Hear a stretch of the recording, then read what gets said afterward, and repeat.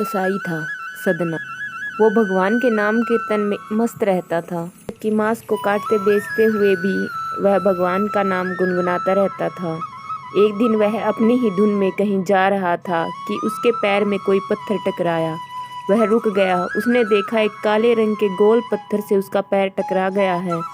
उसने वह पत्थर उठा लिया व जेब में रख लिया, यह सोचकर कि यह मांस तोलने के काम आएगा। वापिस आकर उसने वह पत्थर मांस के वजन को तोलने के काम में लगाया।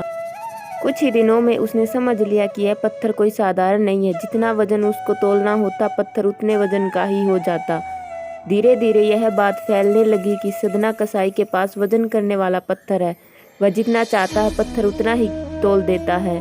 किसी को 1 किलो मांस देना होता तो तराजू में उस पत्थर को एक तरफ डालने पर दूसरी ओर 1 किलो का मांस ही तुलता। अगर किसी को 2 किलो चाहिए हो तो वह पत्थर 2 किलो के भार जितना हो जाता। इस चमत्कार के कारण उसके यहाँ लोगों की भीड़ जुड़ने लगी। भीड़ जुटने के साथ ही सदना की दुकान की बिक्री बढ़ गई।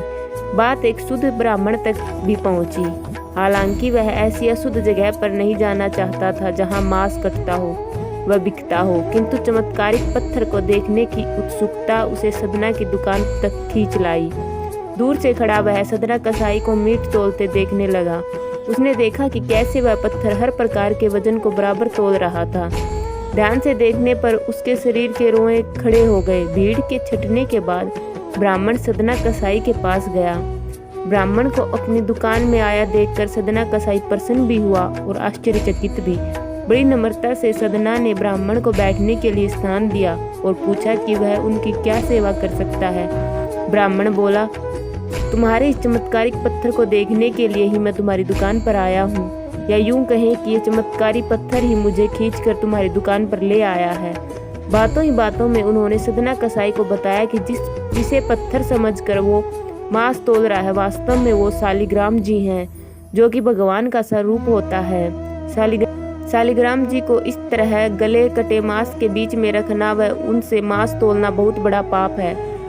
सदना बड़ी ही सरल प्रकृति का भगत था। ब्राह्मण की बात सुनकर उसे लगा कि अनजाने में मैं तो बहुत पाप कर रहा हूँ। अनुनय विनय करके सदना ने वह शालिग्राम उस ब्राह्मण को दे दिया और कहा कि आप तो ब्राह्मण हैं, आप ही इनकी सेवा परिचर्चा करके इन्हें प्रसन्न करें। मेरे योग्य कुछ सेवा हो तो मुझे अवश्य बताएं। ब्राह्मण उस शालिग्राम शिला को बहुत सम्मान से घर ले आए। घर आकर उन्होंने श्री शालिग्राम को स्नान करवाया, पंचामृत से अभिषेक किया व पूजा अर्चना आरंभ कर दी। कुछ दिन ही बीते थे कि उन ब्राह्मण के स्वप्न में श्री शालिग्राम जी आए व कहा, हे ब्राह्मण, मैं तुम्हारी सेवा से प्रसन्न हूँ, किंतु तुम मुझे उसी कसाई के पास छोड़ आओ। स्वप्न में ही ब्राह्मण ने कारण पूछा तो उत्तर मिला कि तुम मेरी पूजा अर्चना करते हो, मुझे अच्छा लगता है, परंतु जो भगत मेरे नाम का गुणगान कीर्तन करते रहते हैं उनको मैं अपने आप को भी बेच देता हूँ।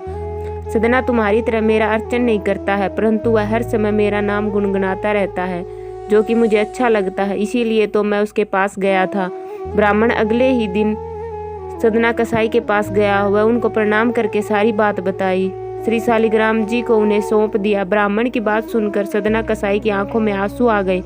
मन ही मन उन्होंने मांस बेचने खरीदने के कार्य को तिलांजलि देने की सोची और निश्चय किया कि यदि मेरे ठाकुर को कीर्तन पसंद है तो मैं अधिक से अधिक समय नाम कीर्तन ही करूँगा।